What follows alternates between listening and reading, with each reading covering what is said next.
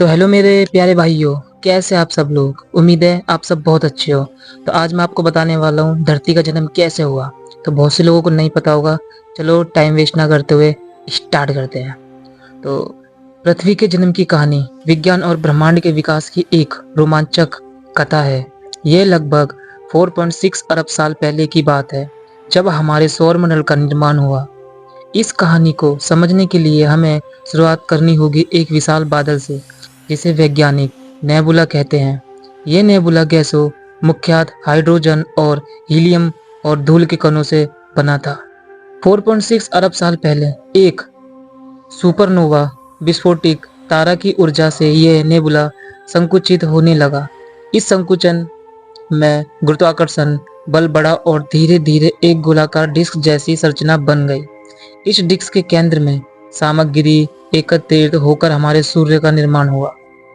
सूर्य के चारों ओर धूल और गैस के कण चक्कर लगाने लगे।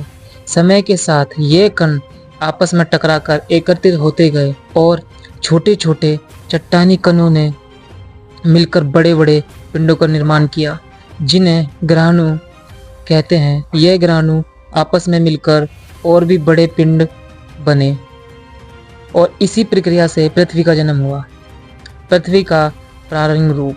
चलो, शुरुआती पृथ्वी एक बेहद गर्म पिघली हुई चट्टानों का गोला थी। इसे अक्सर लावा महासागर भी कहा जाता है।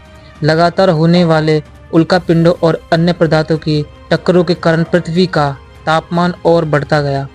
इसी समय धातु जैसे तत्व पृथ्वी के केंद्र डूबने लगे।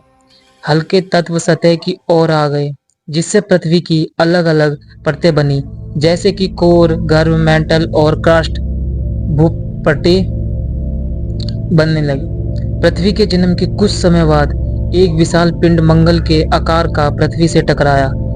इस टक्कर के परिणाम स्वरूप निकलते हुए मलबे से चंद्रमा का निर्माण हुआ। वैज्ञानिकों के अनुसार यह घटना पृथ्वी के विकास में महत्वपूर्ण भूमिका निभाई, जिसने पृथ्वी का झुकाव घूर्णन गति से स्थिरता आई, जिसने आगे चलकर मौसम और जीवन में विकास में सहायक भूमिका निभाई। शुरुआती पृथ्वी के ठंडा होने पर पानी की भाप संगत होकर बारिश के रूप में पृथ्वी के सतह पर गिरी, जिससे धीरे धीरे महासागरों का निर्माण हुआ। यह घटना लाखों सालों तक चली और पृथ्वी की सतह पर पानी जमा होने लगा।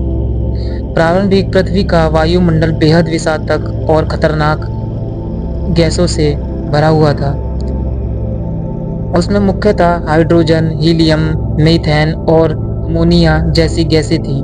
धीरे धीरे ज्वालामुखी गतिविधियों और उल्कापिंडों के प्रभाव से कार्बन डाइऑक्साइड, नाइट्रोजन और जलवाष्प वायुमंडल में आने लगी। साथ ही समुद्र के बनने के बाद वायुमंडल में पानी और गैसों का संतुलन बदलना और धीरे धीरे आज के वायुमंडल की संरचना बनने लगी। जब पृथ्वी की सतह ठंडी हुई और महासागर बने, तब रासायनिक प्रक्रियाओं से जीवन के पहले संकेत दिखाई दिए। प्रारंभिक पृथ्वी पर जीवन छोटे छोटे जीवाणुओं, माइक्रोब्स के रूप में शुरू हुआ।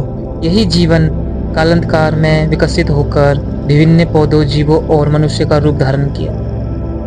सैकड़ों मिलियन सालों तक पृथ्वी पर प्लेट टेक्टोनिक्स, जलवायु परिवर्तन और जीवन की विविधता में विकास होता रहा। प्लेट टेक्टोनिक्स के कारण महाद्वीपों का निर्माण हुआ और उनके स्थानांतरण हुए, जिससे आज हम अलग अलग महाद्वीपों को देखते हैं। आज पृथ्वी एक स्थिर और संतुलित ग्रह है, जहां जीवन विकसित हुआ है। इसका वायुमंडल, पानी और उर्वरक मिट्टी जीवन के लिए आदर्श स्थिति प्रदान करते हैं। हमारे सौर मंडल में पृथ्वी ही एकमात्र ऐसा ज्ञात ग्रह है जहां जीवन पनपा है।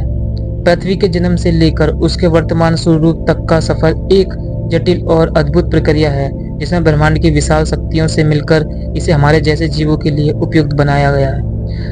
मेरे प्यारे भाइयों, अगर ये वीडियो आपको अच्छी लगी हो तो प्लीज़ वीडियो को लाइक कर दें। अगर आप ऐसी वीडियो और चाहते हैं तो प्लीज़ कमेंट में बताएं मुझे कि इस टॉपिक को और वीडियो लेके आओ, तो मैं और वीडियो लेके आऊँगा।